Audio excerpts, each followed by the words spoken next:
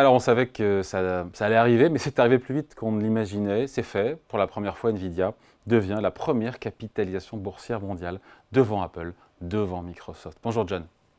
Bonjour David. John Plassard pour la Banque Mirabeau en duplex avec nous depuis Genève. Nvidia, incroyable. Donc, on rappelle, spécialiste des puces, des cartes graphiques qui sont utilisées pour entraîner, faire tourner tous les modèles d'IA générative. Donc, a dépassé Microsoft et Apple. Capitalisation boursière mondiale, donc la plus grosse, 3300 et des brouettes milliards de dollars.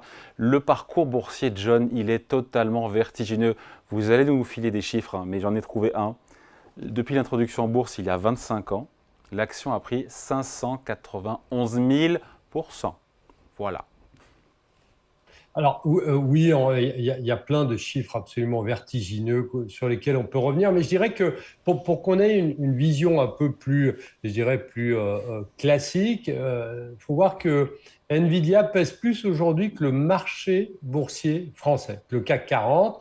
Il pèse plus que le marché boursier britannique et la valeur boursière de Nvidia est plus importante que le PIB français. Donc ça vous donne quand même des visions absolument vertigineuses de ce qui est en train de se passer. Lorsqu'on parle de la progression, vous en avez donné une, mais si on prend juste ces 10 dernières années, donc c'était hier, eh bien, la valeur, il y a 10 ans, valait 10 milliards de dollars, donc ça a été multiplié par 300 ces 10 dernières années. Il faut juste rappeler une chose qui est très importante ici, David, c'est que la société a été mise en bourse en 1999 et à l'époque, vous aviez Steve Jobs qui était revenu, ça paraît d'un autre temps, mais qui était revenu aux commandes de Apple.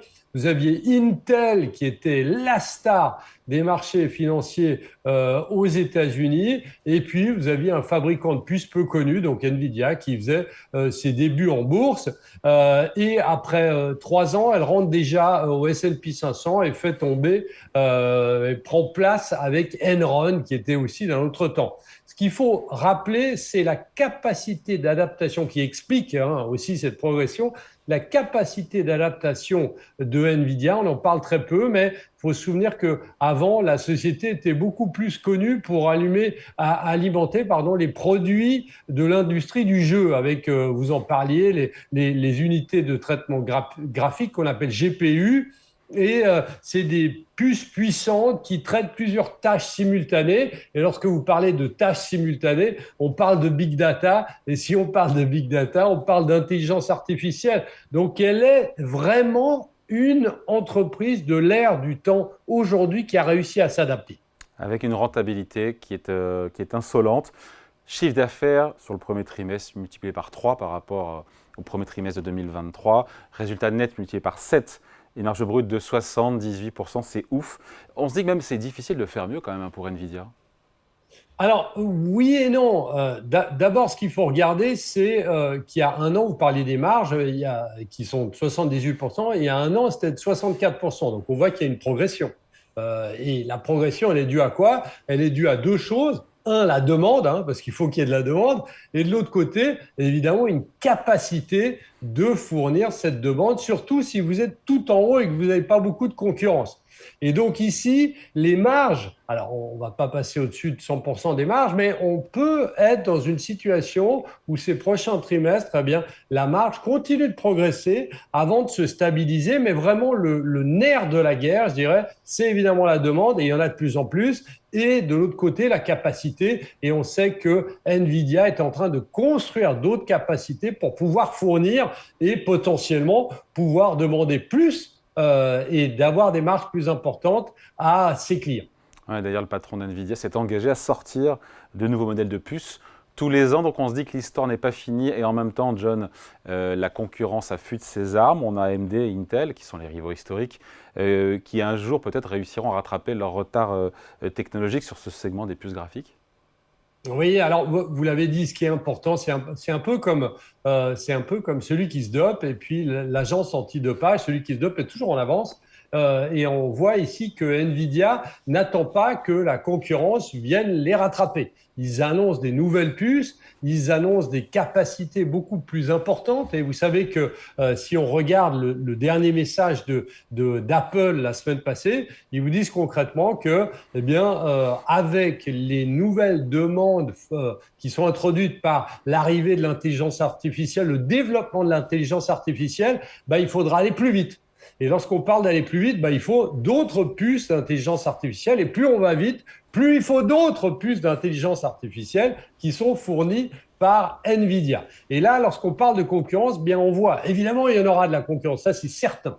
Mais sur le court moyen terme, on voit qu'une société comme AMD, qui est la plus proche de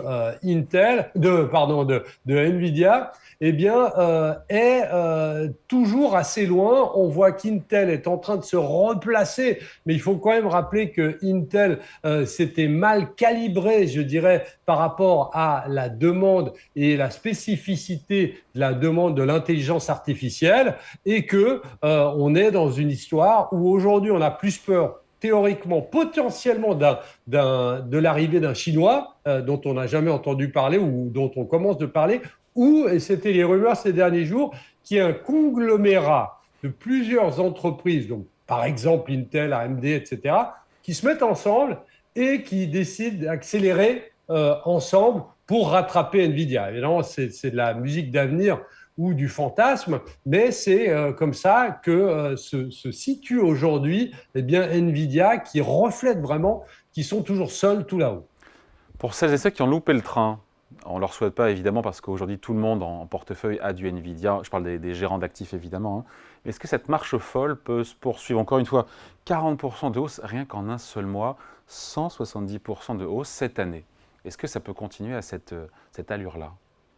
Écoutez, j'ai l'impression qu'on Sachant que, dit pardon, ça à je chaque coupe, mais elle est chère l'action aujourd'hui, enfin elle est chère, en même temps les résultats sont dingues, mais on a un PER de 44 sur les résultats fois. 2024, le S&P 500 est à 21 en PER, en ratio cours sur bénéfice.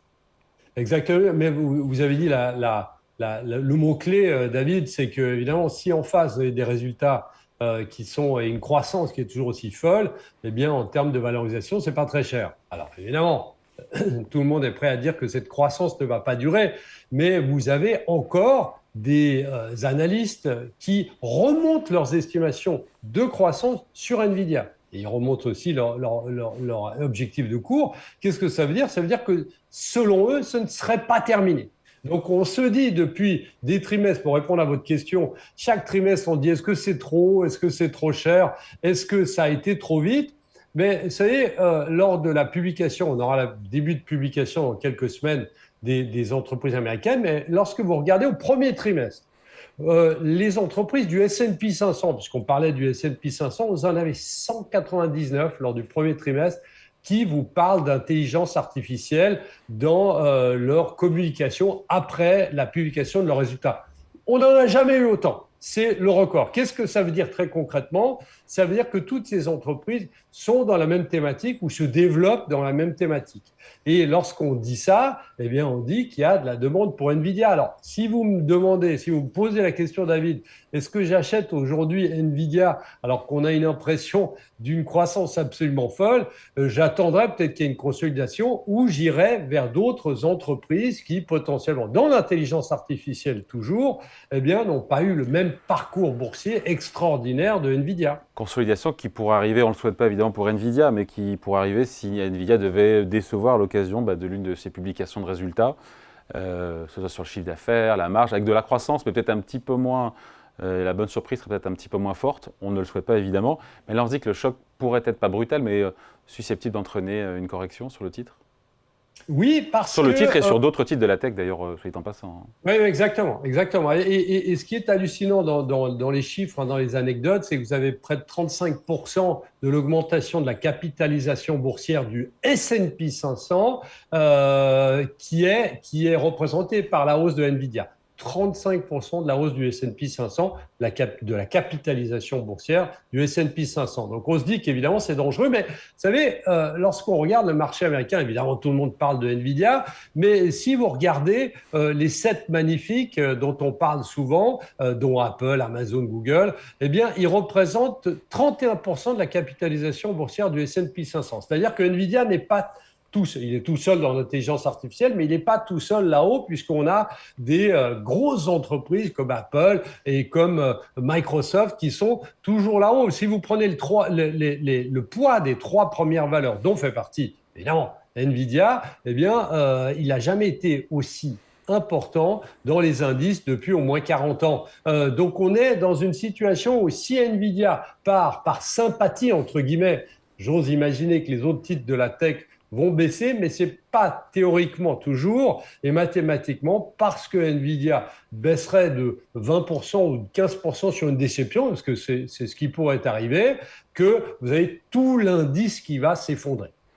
Ouais, après on finit là-dessus, mais il y a la partie boursière, elle est hyper intéressante, mais il faut se dire aussi que le succès durable et le fait que le règne de Nvidia au sommet de Wall Street sera pérenne ou pas dépendra de cette capacité de l'IA à se déployer, l'IA générative à se déployer dans l'économie, dans les secteurs, dans les entreprises, générer de la productivité, générer des marges, des chiffres d'affaires. C'est ça le juge de paix, ça sera ça le juge de paix. Oui, tout à fait, clairement. Et puis, vous avez, alors ça c'est clair, et vous voyez de plus en plus de gouvernements, le gouvernement portugais qui met un accent très très fort sur le déploiement de l'intelligence artificielle parce que la productivité au Portugal est très basse, même chose en Espagne. Et donc ça, c'est un des côtés, effectivement, développer ça pour améliorer la productivité. Et de l'autre côté, on parlait du cycle de remplacement, bien évidemment. Eh bien, si vous êtes obligé, comme le dit Apple, je reviens sur l'exemple Apple, eh bien, d'utiliser un iPhone, d'acheter un iPhone 15 pour ajouter de l'intelligence artificielle dessus, vous allez arriver dans un cycle de remplacement qui va toucher toute la technologie parce que vous allez remplacer votre ordinateur, vous allez remplacer votre tablette, etc., si vous le voulez, bien évidemment, mais pour développer l'intelligence artificielle. Donc, je dirais que c'est vraiment quelque chose de global, autant au niveau gouvernemental qu'au niveau des entreprises. Puis on sait que l'intelligence artificielle touche tout, que ce soit la pharmaceutique ou d'autres domaines. Donc effectivement, il faut que ce buzz, je dirais, qui est plus loin qu'un buzz puisque c'est une demande globale, eh bien continue parce que bien évidemment, ici, on aura d'autres valeurs qui prendront la place de Nvidia. Juste un tout dernier mot. Il faut rappeler ici que IBM était la plus grande capitalisation il y a quelques années de cela. Et puis maintenant, quand on parle d'IBM, ça semble être d'un autre temps. Donc, il y a aussi un remplacement au niveau de ces valeurs et au niveau des secteurs dans le S&P 500. Allez, merci John pour toutes ces explications. John Plassard pour la Banque Mirabeau, en duplex avec nous depuis Genève. Merci, salut. Très bonne journée.